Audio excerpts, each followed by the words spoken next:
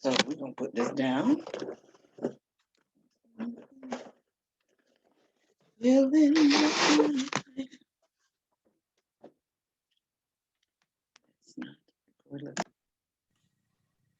What's up? This is Diva, delivered, inspired, victorious, anointed, and I'm here with my hoodlums, and we about to talk some trash. We got Pia in the house, class of 2012. We got Tonya. She's in the dark, but that's because she about to get that wig tightened up, but she's still with us. So we just gonna talk some trash today. We are opinionated. We are pastors. We are educated. We got something to say, and we gonna say it. So, ladies, first of all, congratulations to you, Tonya, now a pastor. Tell me a little bit about how you feel about that, and how do you feel like God is gonna use you to touch the people? You don't have to get no dissertation, just give me something. Well, I think the name alone really speaks volumes. Our church is called Shekinah. We are Shekinah Glory, AME Zion Church in Spartanburg, South Carolina. And the very name Shekinah Glory means the divine presence. Mm-hmm. It means the divine presence of God. So what am I expecting? I am expecting a mighty move of God, wherein the people of God will first sow, expecting greater, that we will grow, knowing that an encounter with him will leave us changed, and that we will flow in his divine presence at all times. That is what I'm expecting and what I'm declaring to take place. Well, I stand with you, my sister, because it's knowing you from school and knowing the anointing that God has placed in your mouth. Because I don't know if you have ever heard her sing, Pia, but this sister right here, I mean, I'm talking about will have you just slain in the spirit, because that's how God uses her voice. So I know that if you go there and you are yourself, that everything that you are declaring, you will see it. It might not come overnight, but I know that God is going to use you in a mighty way because of who he has created you to be, and for such a time as this. Now talk to me, Pia, what you've been up to since last time we talked. Same old, just trying to make it through this school year and praying our way through that. It's been a challenging year. I think teachers just across the nation, state, wherever you are, it's been stressful. So I think everybody just needs a beat, take a breath. Yes. And let's try it again in August. So we're kind of just kind of counting down the days at this point, trying to keep it together. Students are really starting to get that spring fever. In many ways, students have had spring fever all year. Oh, wow. Because it's really been difficult. I think virtual learning has truly been difficult for students and parents. Mm-hmm. Some of the attitudes, it's been kind of difficult because you see that children take on the attitudes and the ideology that they hear from their parents. And so sometimes it's difficult to sit in class and listen to stuff that students say, and it's just regurgitated from what they've heard at home, or being in the grocery store, being in Walmart, and just overhearing conversations of parents being frustrated, but them reaching a level of frustration that they don't care, and having this idea that nothing should count, nothing matters.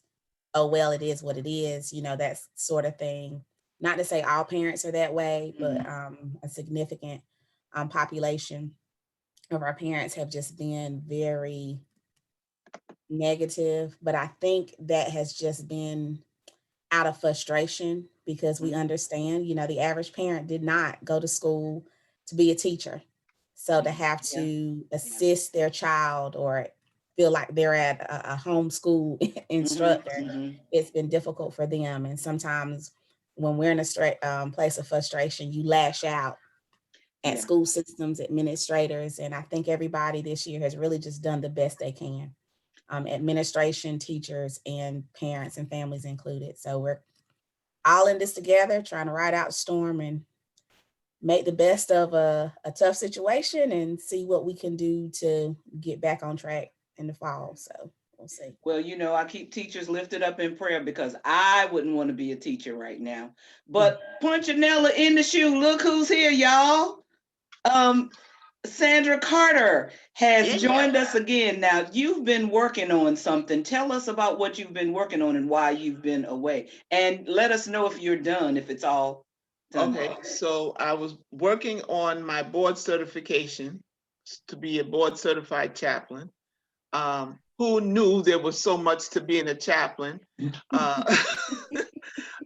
Is, you know, because everybody say you know, you're the chaplain, but it really is a lot of work. Mm-hmm. So I had a deadline. So I had to have everything in by April 8th. I met the deadline. So now I'm waiting to hear from them. Mm-hmm. If they have any questions about all the essays and paperwork I sent in, and then I have an interview. I think they're still doing them virtually. Mm-hmm. And then we'll find out from there whether I can add BCC next to my name. And so you had to have a certain number of hours of practicum or whatever it is, or hours of working. How many hours did you have to have? Well, you have to have 2,000 hours. Mm-hmm. And this is what the other thing is. I'm ahead of schedule. So I don't have 2,000 hours. So I would be a provisional board certified chaplain. But once the 2,000 hours, once I get there, because I'm about more than halfway there now. Okay. I don't have to go through this process again. Okay. It just rolls over into a regular board certified chaplain. Okay, well that's awesome. And listen, I know that you have been working because I haven't heard from you. We haven't talked in a long time. So I know you've been busy, but just know that we will continue to pray for you, that all that goes through and all is well. Yeah. And I'm glad to see your face here today. Yes, I'm glad to be seen. So let's just jump right into it. I don't even know where to start, y'all. I don't know if we should start with talking about Dante Wright. Should we start? Where should we start? Should we start with Micaiah? What was her last name? I don't remember her last name. I can't remember right now. But the trial, I mean, you know, I will tell y'all something. When it comes to that trial, I did everything in my power not to watch it because I knew that the video would be shown over and over and over and over. And thus far, I have gone all this time without seeing it. I don't want to see it. I don't want to become desensitized to seeing people murdered. I don't care who did it. I don't care why they did it. I mean, it's just we are experiencing one trauma after the other. And then there was the 13-year-old kid, you know, that was another one that one happened so quick. I didn't have, it was on the news and I saw it and it just, I don't know what in the world is going to, what it's going to take for people to realize that this is not just a Black problem. First of all, this is a system problem. This is a system that has been designed to protect and serve some and exterminate others. And it shows in the speed with which they react with deadly force. Now, I know, have y'all seen that video where the man had the police officer's arm rolled up in his car and was driving off and hit the police officer with a rescue hammer? Y'all see that? Did y'all see that? I've seen several. I've seen that I haven't seen that one. I've seen several times where people of other race have attacked full force, forwardly with weapons. And every single time they have managed to subdue, wrestle to the ground, and apprehend without little to no bodily injury, and certainly without deadly force. So we know that police are trained tactically to be able to react in certain situations, and they are trained with having the upper hand because they do have that tactical training and how to handle um, criminals or suspects or whatever you however we want to define them. But for whatever reason, people of color, particularly Black men and even now Black women, have been demonized and compared to animals as if we are savages. And it's this idea, I got to take them out before they take me out. And it is just how we have always been viewed, of course. That was a question that came up in just national radio talk shows as I was driving home. What is it going to take? And I don't remember who said it, but I know it's been more than one person to say, until it affects white America, unfortunately, this is what we're going to have to deal with. And it can be compared to the opioid crisis. Yes. And how they handled the crack epidemic in comparison to how they have now handled opioid. We see it affects Caucasians at a much higher rate, and all of a sudden addiction is a disease that affects the whole family. Yes. And it's all about treatment, and it's about counseling and making this family whole and getting help for this addict who has a disease, as if it's, heart disease or something like that, needs to be treated with medicine, where we saw African-American families in the 80s get ripped apart, criminalized, and sentences so harsh that has had a lasting and detrimental effect on the Black family decades down the road.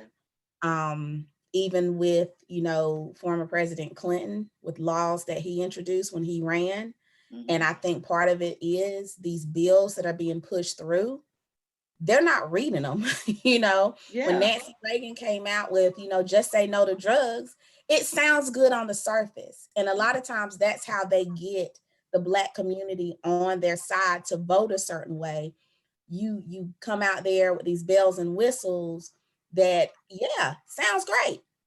But when you really dig down into what this stuff is and see how it is a detrimental effect on Black and brown communities, I think there were a lot of politicians, had they known everything that was packed into this bill, perhaps they wouldn't have voted that way. So I think what it's going to take is, on one hand, it happening to white communities at a more alarming rate. Two, we need more African Americans in positions of power, all the way down to local government, to higher government as much as possible, because that's the only way that we can change what's happening and seeing what's on these books and getting some of these laws reversed and putting things out there that's fair. Yeah, it is just, I'm really at a loss. Y'all know I can talk and I can always find something to say about something, but I'm really at a loss but I'll tell you what I noticed. Dante, what's the last name, right? His mama, okay? She hasn't been saying very much, but honey, when she does, they're going to listen to it differently. And you know that. They're going to listen to it differently because his mother is white. They're going to listen to it differently, and her tears they're going to be able to relate to her tears a little bit more and all that kind of stuff. And it's sad that it takes stuff like that, but that's what it takes. And it's pitiful. I just don't, for the life of me, and I continue to do this studying how it got this way. How now, you know, if Pat Robertson said that something is wrong, y'all know I'm talking about. Pat Robertson looked like Homer Simpson's boss. You know he does. I'm just telling the truth. If he says that this is something terribly wrong, then Stevie Wonder can see it. So why are we still not changing how easy it is, first of all, for people to get guns? Number two, what the police officers are doing. Because like you said earlier, Pia, you know they're being trained to de-escalate because they de-escalate with some people. So they know how to do it. So if they're not doing it, then we need to understand why. We need to stop acting like the current police force is not a descendant of the patty rollers. That's the first thing. We need to stop acting like that's not the case. These people were sent to hunt down and bring back enslaved people who escaped. That was their job. That's what became the police force. So a part of the DNA of that organization is looking at us as prey. Come on, chime in, Sandra Carter. What you got to say?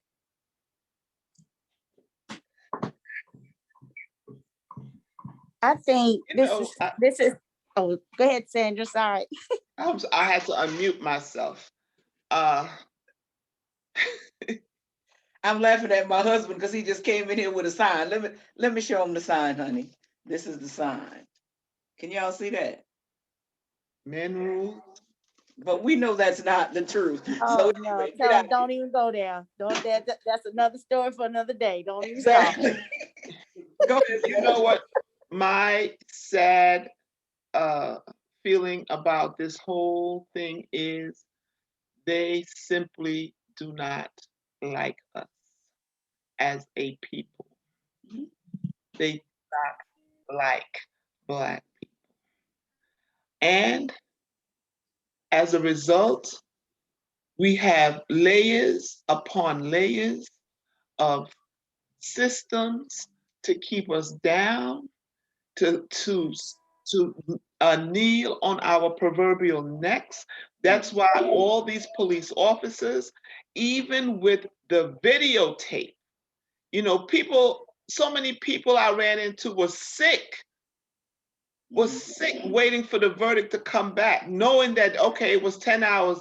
They got sick immediately because they thought it was going to happen again. Mm-hmm. That they would see what they saw and still come back with a not guilty verdict. Mm-hmm. And even with the guilty verdict, people were saying, I had no choice, but I don't know what radio station I was listening to, but the man said, I don't think that they had a open and shut case. I don't think they had enough evidence to prove, and I immediately just had to turn the radio off. Yeah. Because and do I think it's all people? No, it's not all, you know. Mm-hmm. But it's very, very sad. But I think that is basically what it is. You understand? Mm-hmm. Because they are afraid of who we can become. Yeah. Okay? That we will learn, we will remember. Someone is going to teach us, remember from who you come from. You are descendants of kings and queens. Yeah. You know, when you understand what I'm saying? Yeah. And that's what they are afraid of. That's just my opinion. Mm-hmm. You know, and all of these people that not just in the Black churches, but in the white churches that say that they love Jesus and they follow his teachings. Now, not all of them, but a great number of them will still look at you and call you ugly, will call you Black, will call you the N-word. We'll call you monkey. We'll call you monkey.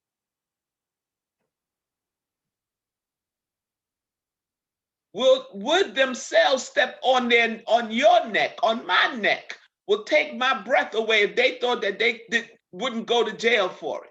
Mm-hmm. Mm-hmm. Yeah. I had the opportunity, I don't know if I told you guys this already, I had an opportunity to meet a man that was a 25-year retired detective from the police department that said to me, he didn't know that it was going on. His children, since the George Floyd killing, his sons, this was a white detective now, his sons have been teaching him about systemic injustice. Mm. Said to me, I didn't know it was going on. I was just going to work. I was just doing what everybody else was doing. Mm-hmm. Now I had to compose myself. Well, did not know, or you were just doing what everyone else was doing? Which is it? Mm-hmm. Mm-hmm.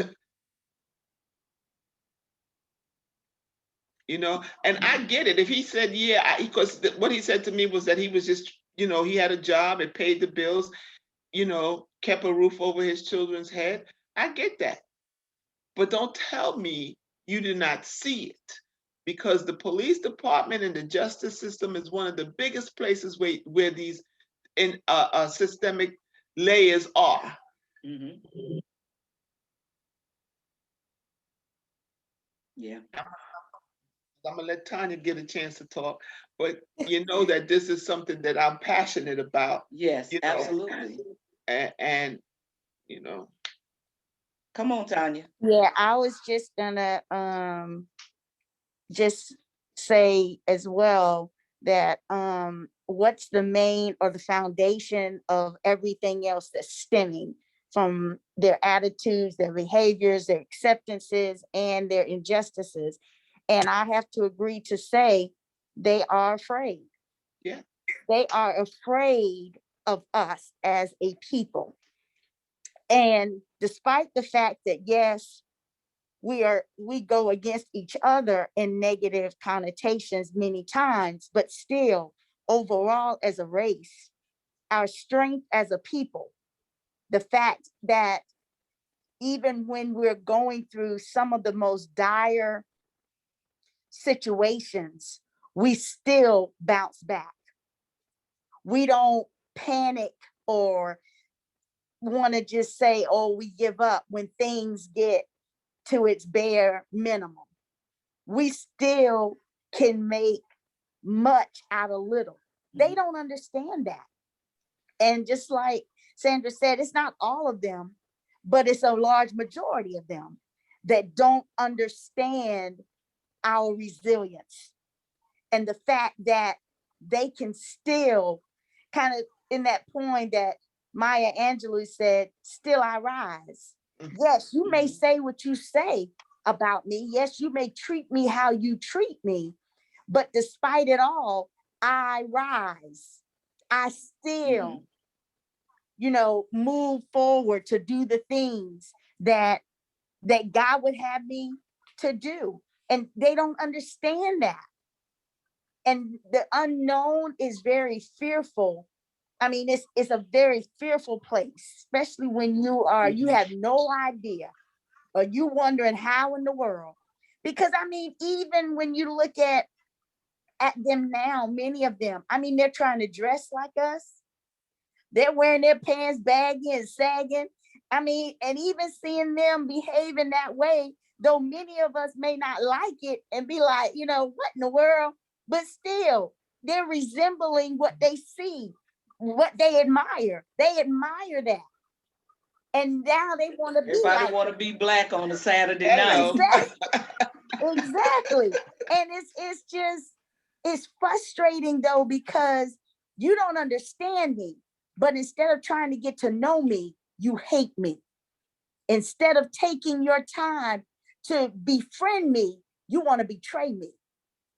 That in itself is just frustrating. But yet, even with that, we have to learn how to smile and continue doing the things that we ought to do. But yeah, I think that fear This is my opinion.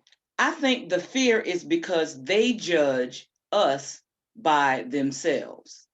If they had been in our position and then got an opportunity and got free and got begin to build something, what do you think they would have done?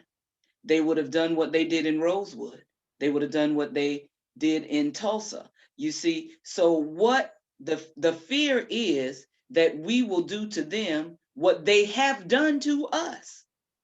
You know, the killing, the rape, the burning alive, the hanging, the tearing bodies apart, dragging people behind trucks. And this is in recent years, hanging people, all this kind of stuff. This is what they think we're going to do. That's why everybody was poised for riots. That's why everybody was paused for riots, even after the after the guilty verdict, after the guilty, people were still expecting there to be unrest and damage and looting and things like that, because they didn't believe what we were telling them. We need somebody to do what they're supposed to do.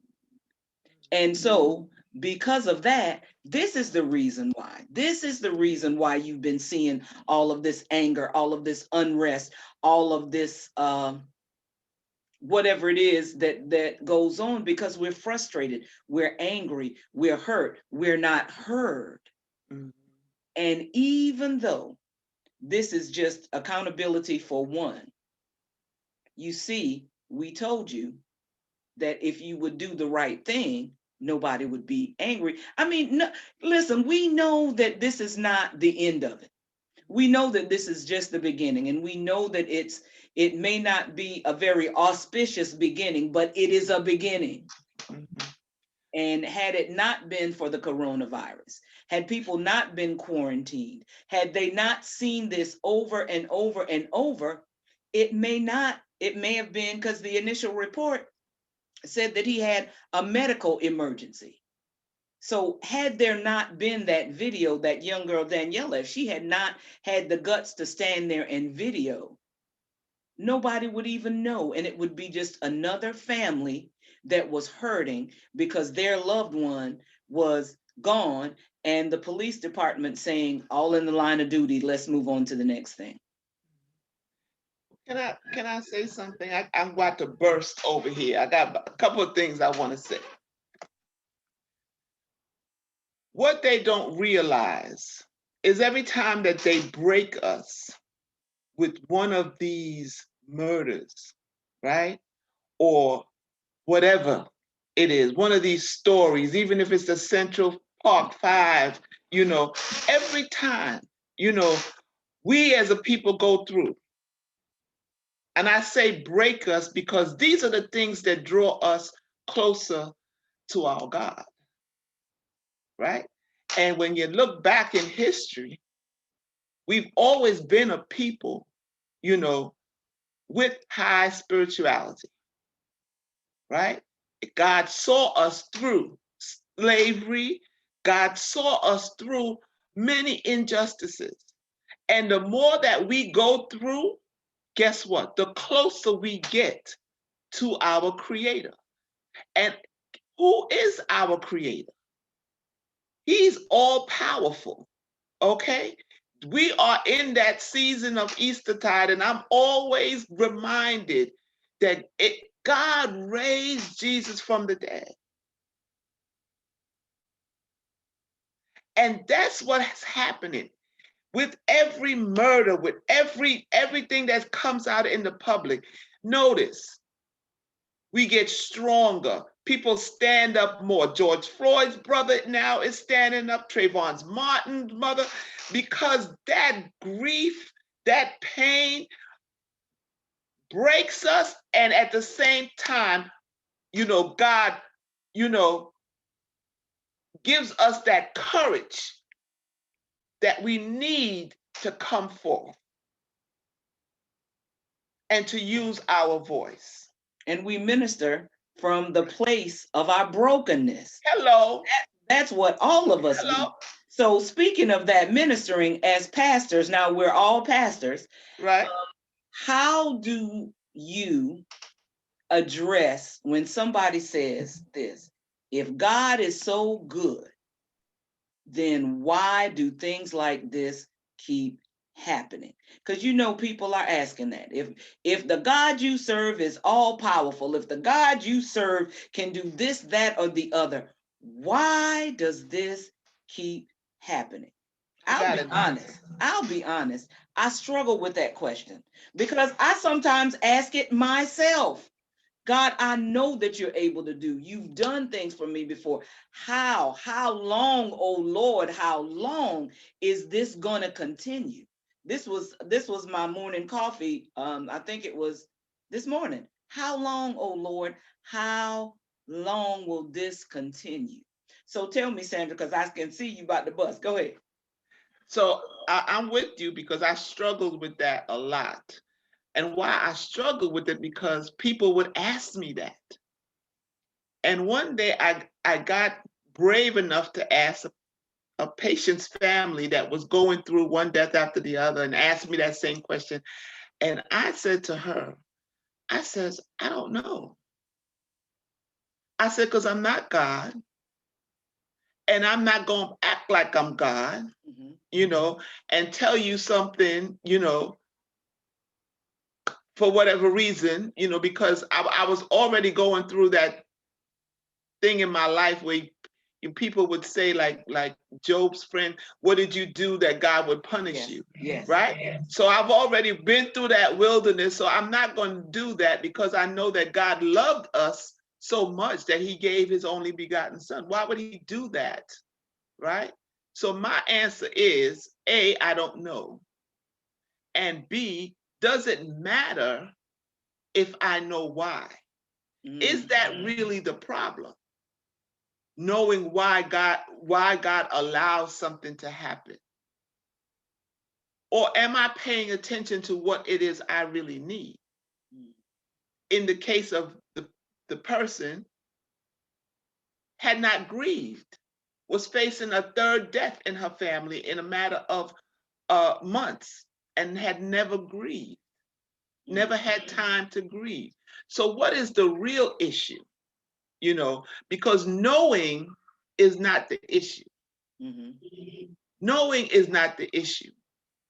We trust God.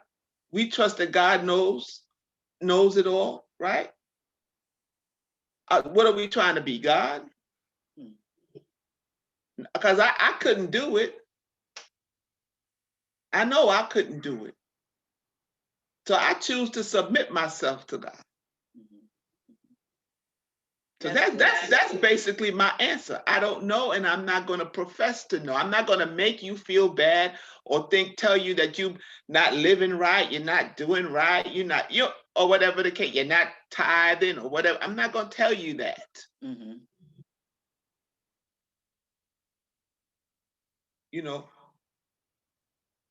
But trust God. Yeah. And that's the whole thing, going back to being broken. That book that we had to read, will you pray for God to break you? Well, I won't pray. I don't think I can do it, to be honest with you. But I feel like I'm broken all the time. And these are the things, this brokenness is what draws me closer to God. Yes. Yeah, absolutely. No, I don't know why I'm going through what I'm going through, or why, but I know that God is there with me. Yeah. Yeah. That right there, knowing that God is with you. Yes. And how do you know? Have you seen God? Have you talked to God? No, but as this old pastor used to say back in the day, but I felt him on the main altar of my heart. And and that's not something that you can really explain to somebody who hasn't experienced it. Yes. There's not anything. Sometimes you can try to describe it, but everybody's not going to understand, especially if they have not experienced it. We have had the luxury of growing up, knowing of God, being taught of God, being, listening to sermons and listening to songs and reading the Bible and being told about God. But everybody in the world doesn't have that experience. And me, with my naive self, when I first left home, I was like, what you mean you don't know about Noah and the flood? What do you mean you don't know about David and Goliath? Everybody knows that, but everybody doesn't know. Does not. And so I think that, thank you, Sandra, for that, because what you helped me to understand is simply that when people ask me that question, give them an answer like you said, but also let them see me as I go through trusting God no matter what.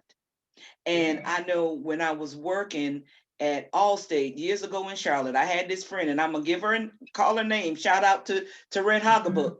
She would sit in that chair beside me. We were doing insurance work, and she would be singing, yes, he will, yes, he will, yes, he will, yes, he will. Yeah, and she just singing that. She might not have been the best singer in the world, but in her spirit, she was really singing. And I used to look at her and some of the things that I knew that she went through, because I called her the female version of Job. And I used to look at what she went through and how she went through it. And I said to myself, I want my relationship with God to be like that.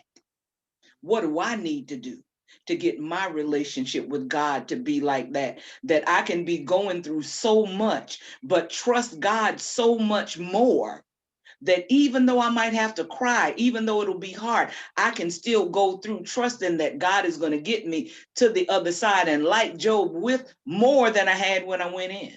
That's right. And that is a difficult, that's a difficult walk. That is definitely a difficult walk, but it is just like when you start going to the gym. When you first start going to the gym, you can't lift no weights. You can't lift nothing. You can lift about 10, 15 pounds, but if you keep lifting and you keep lifting, you build the muscles. And that's what faith is. Faith is a muscle that must be exercised in order to grow stronger. Okay, so now I'm gonna stop talking. Pia, you still there? I know she had some stuff that she had to do. She had a conference call, so she said she was gonna be in and out. I felt like I'm trying to catch up for every week that I've missed. So Well, I listen, we have missed you, and I'm glad that you're back. And I know Tonya's getting beautified, so she's listening, but she's in the dark. Go ahead, Tonya. Now, I know, I just listening to both of you and what you are saying in response to pain. I think, again, I have to say that I totally agree with what both of you are saying, is that I believe that in trying times, no matter where our relationship is with God, it's in those trying times that we see a side of God that is a revelation of who he is. That I don't know if you would ever really experience had you not had you not gone through, those hard times. Because I think when everything is sunny, when everything's rosy and everything's working the way we want it to work, we can get sidetracked, or we can even lose focus, or we can just get so comfortable in things being smooth sailing. Yes. That, even our dependence on God may lessen. Just, not on purpose, but just life. You get so involved in the hustle and bustle of things. Things are always working right, always doing good. You got money. They say more month than money, but you have more money than month. Those good times like that, if that's all you ever experienced, then you would be appreciative, yes. But to truly depend on him, to truly rely on him, I think you would get sidetracked. But it's during those struggles, those pains, those times that we go through that we realize, God, I can't do this by myself. Right. The word of God says, when my heart is overwhelmed, lead me to the rock Yes. that is higher than ours. Yes. We come to understand that, yes, he is a provider because he provided for us. When we're saying that he's a way maker, you got to go through some trials and some tribulations to be able to truly say that with the authority that you need to say that he is a way maker. Because I know where I was when I didn't have anything, when I didn't know where my next meal was coming from, where I was trying to do what I could do just to survive. But he made a way in the midst of it. But it came with struggle. It came with trial. It came with tears. It came with falling on your knees. It came with just feeling like, God, how in the world am I going to do this? And so is pain something we welcome? Or we saying, okay, God, here I am, give me pain? No, we're not saying that. No. No, we don't ask for it. Can't. But it's coming. It's coming because you also have to realize that we're in a world where there are two entities.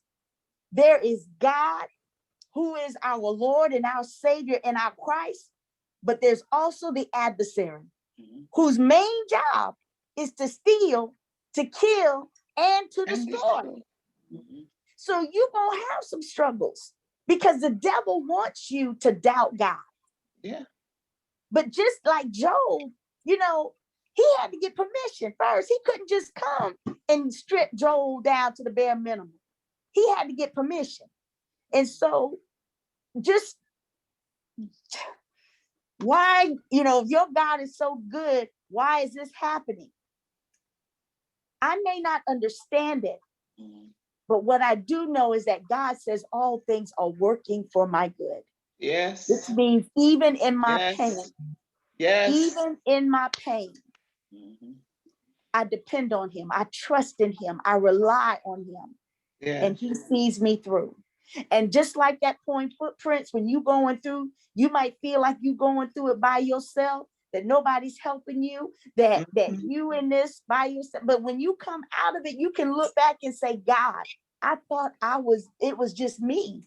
Yeah. But you brought me through this. And there's understanding that comes. That song says that we'll understand it better by and by. By and by. And sometimes we need to by and by because right now you got to go through some stuff. Yeah. Yeah. Yeah. And even saying, even with me and just, being transparent or being honest, when I was my first marriage, and I was sitting there and I was like, and I got angry at God because I said, wait a minute now, Lord. Now you said I can declare a thing and it be established. You said that you would make the crooked places straight. You said I have but to ask and it shall be given. And yet in the midst of me declaring the word and standing on the word and being faithful, God, look, all of this stuff happened to me. Now in my case, sometimes your choices bring about pain. Come on. And it was in the fact that, God said, Tonya, you were in something I never ordained for you to be in. He said, but I kept you even in the midst of the pain because I knew where you were destined to be. I saw your end from your beginning. So I saw where you were going to be. And I allowed you to go through this because when you went through it, now you're able to declare even the more who I am. Not based upon what you heard, not based upon what somebody else told you, but based upon your own experience. Now you can speak of me in reality. Yes. You can declare and decree who I am. And so it's just, out of, those questions. I get it. That come, that people ask, and they're legitimate questions and they're valid. And your hurt is your hurt. And that's a valid place for you to be going through that hurt. But you've got to trust and know that faith isn't based upon your sight. Yeah. That's right. And going back to where we started,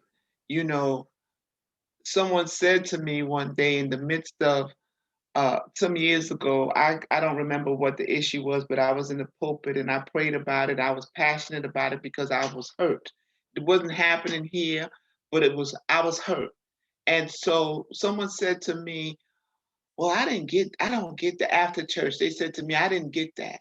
I says, what do you mean you didn't get it? She says, because I don't feel, I don't feel that way. I said, but that's how God made us. You understand? I don't know George Floyd. I don't know Trayvon Martin. I don't know any of these people, but that does not stop the hurt that I feel when one of these young Black men or women gets murdered in the street. That is how God made us. We are connected. Whether you want to agree or disagree, or, that's how God created us. Mm-hmm. And so for me, that hurt every time I see it. I mean, we have our own issues in our personal lives and our families or whatever that we're dealing with. But every time, and I'm like you, Dee Dee, I could not watch that trial. I knew that I didn't even want to see the highlights on the news. Okay? Because it is so traumatic. And then that's the next thing that we have to look at as a people, is that PTSD attached to all these things that we witness day in and day out. Every day in heavy rotation, in Yes. high definition. Yes. We are seeing people who look like us, our sons, Yes. our cousins, our Yes. fathers, people that we know, our, girl cousins, whatever, people that we know. We're Yes. seeing people who look like people that we know and people that we love being shot down in the street like animals with Yes. no compunction, with no care, with no pause to assess the situation, just come out guns blazing.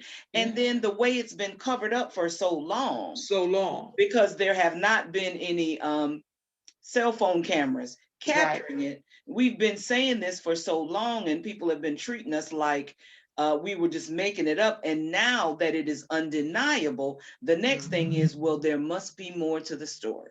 Yeah. There is more to the story, but what else exists to the story is the thing that you don't want to look at. That's why you're looking for something else. It's like throwing a brick and hiding your hand.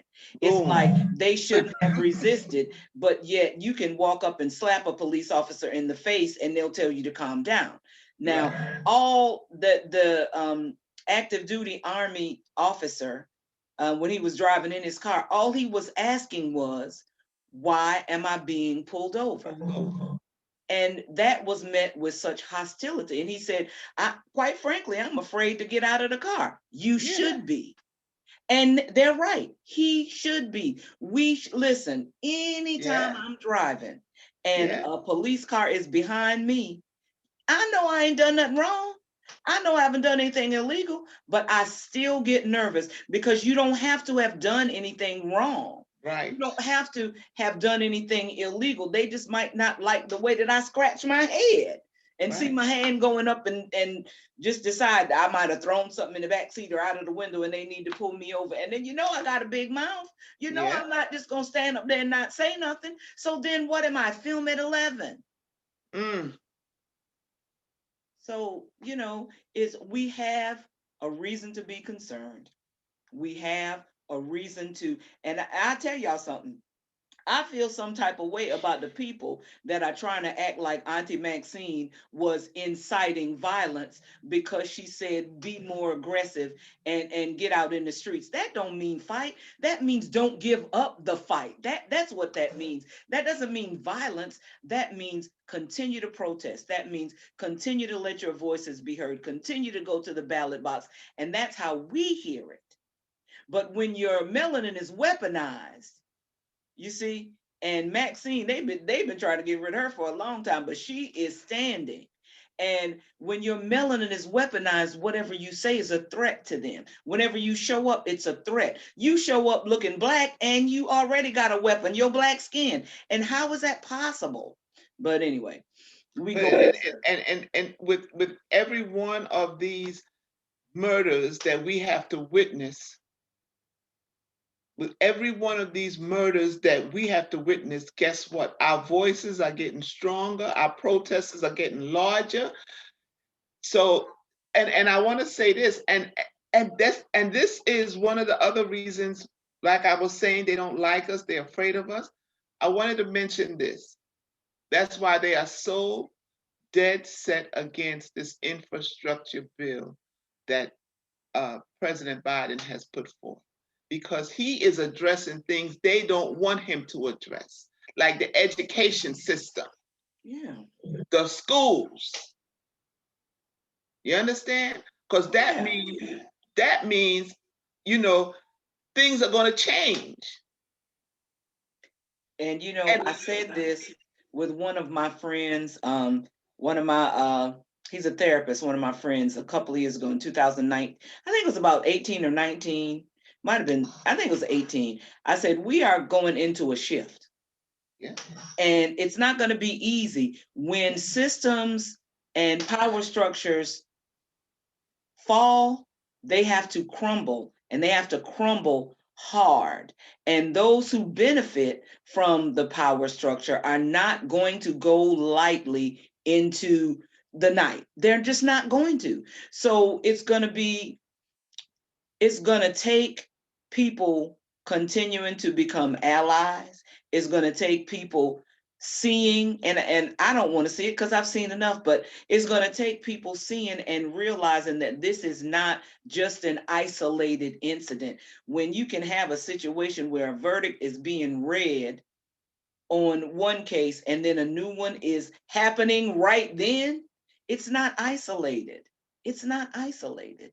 And so we just will have to continue to pray, and my knees will not let me get out in the street and march no more. And that's the other thing. You got to know your place. One of the things that I believe that would help is if the church, and I don't mean just the AME Zion Church or our respective individual churches, but the church universal would come together and support this movement. Because if you are indeed the church, and you know that God does not like oppression, God does not love oppression. As a matter of fact, there's some places that say God hates it.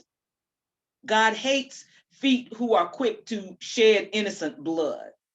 If you are the church, then we should be undergirding these organizations that are out there protesting Black Lives Matter and all. We should not be separate from them. We should not say, well, we had our time, we already did it. No, we need to be there. We need to be there as people of God coming together to support what these young people are doing. Like I said, my knees ain't gonna let me march no more. I tried that a couple of times. I realized I was too old. My time to march has passed. But I can make a donation. I can use my voice to support the cause. I can, use my platform to make sure that people are aware. And that's what we have to do. We have to find our place within what is happening, because change is not going to happen overnight. We have to be willing to stay the course, and we have to be willing to, like you said, everything's not going to be easy. We're going to go through some hard times, but I never thought that my grandchildren would have to deal with this. My grandson said to my daughter, why do they hate us so much? And he's biracial, so his experience is going to be different than mine. When he's out with his family, it'll be one thing. When his father and his mother are there and people see him, he'll be cute. But how long before he's a threat? How long before he's considered a threat? How long does he have to stand out in the sun that his melanin can cook and look a little more sizzly? And then how long before he's a threat to somebody? How long? I saw a thing on TikTok, not TikTok, Twitter, one of them things, where a woman said, a white woman, she said she thought that she wouldn't have to worry about her son because he is half white. She thought her son was safe. But now when she saw what happened to Dante Wright, she realizes that when her son is not with her, he's a Black kid. And all the rights and privileges thereof. And you know, when I say rights and privileges, I'm being sarcastic because the right to get pulled over for simply walking, you know, the right to be accosted in a neighborhood, be pushed around and told that you in the wrong neighborhood and you need to get out of here because you walking through a specific neighborhood. You know, that's the rights and privileges that I'm talking about. Yeah. So, okay, ladies, it is 7:30 and I promised that I would be respectful of your time. Once again, thank you for being here. I would like for each of you to, if you would like to bring a subject that you would like to discuss and come up with some questions and talk to us about it. We will meet again in 2 weeks. So which one of y'all wanna throw something at us the next time? You know, I'm happy with keeping our discussions current with what is affecting our lives, attaching it to what our beliefs are. Absolutely. You know, I'm happy with that. Where you're going with that? I don't have any complaints. But no, what I'm saying is somebody else to lead the discussion besides me. That's besides you. Yes. I don't have to always lead the discussion. Pia did it the last time. And if there's something that you're interested in leading the discussion in, but we can do that outside of the recording. Okay. We can talk about that. But listen, it has been my absolute pleasure for us to get together again.